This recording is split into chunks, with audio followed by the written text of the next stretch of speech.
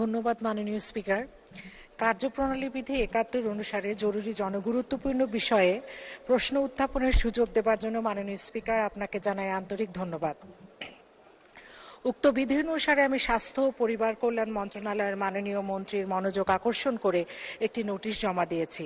উক্ত নোটিশে উত্থাপিত বিষয় গাইবান্ধা জেলার সুন্দরগঞ্জ উপজেলার স্বাস্থ্য কমপ্লেক্স মেরামত এবং রোগ নির্ণয় যন্ত্রপাতি স্থাপন ও জনবল নিয়োগ প্রসঙ্গে জাতির জনক বঙ্গবন্ধু শেখ মুজিবুর রহমানের প্রাণ ও আদর্শের সুযোগ্য উত্তরসূরি মাননীয় প্রধানমন্ত্রী শেখ হাসিনার নেতৃত্বে গত ১৫ বছরে বাংলাদেশের সকল খাতে যে অভূতপূর্ব উন্নয়ন সাধিত হয়েছে, স্বাস্থ্য খাত তার মধ্যে অন্যতম।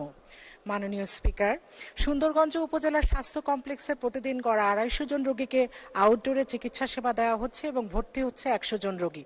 প্রয়োজনীয় লোকবল ও রোগ নিয়ন্ত্রণের যন্ত্রপাতি যেমন USG machine, diathermy machine, anaesthesia মেশিনের অভাবে প্রতিদিন অনেক রোগী চিকিৎসা পাওয়া থেকে বঞ্চিত হচ্ছে, যা একজন জনপ্রতিনিধি হিসেবে আমার কাছে অত্যন্ত বেদনার।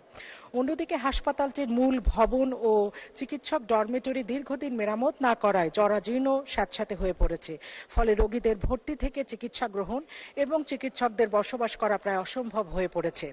মাননীয় স্পিকার, ৮ লক্ষ জনগণ অধ্যুষিত সুন্দরগঞ্জ উপজেলা স্বাস্থ্য কমপ্লেক্সটিতে চিকিৎসা সেবা দিচ্ছে মাত্র ৮ জন চিকিৎসক, যেখানে প্রয়োজন ১৮ জন চিকিৎসকের। মুমূর্ষু রোগী আনা নেওয়া করার জন্য সবেধন নীলমণি যে একটি অ্যাম্বুলেন্স রয়েছে, সেটি চালাবার জন্য কোনো ড্রাইভার নেই। একদিকে প্রয়োজনীয় যন্ত্রপাতির অভাবে চিকিৎসা দিতে পারছি না, অন্যদিকে অন্যত্র রেফার করলে দিতে পারছে না অ্যাম্বুলেন্স সুবিধা।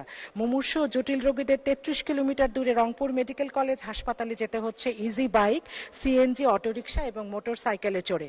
মাননীয় স্পিকার, এই বিষয়গুলোকে যথাযথ গুরুত্ব দিয়ে যত দ্রুত সম্ভব ব্যবস্থা গ্রহণের জন্য আপনার মাধ্যমে মাননীয় মন্ত্রীর কাছে সবিনয়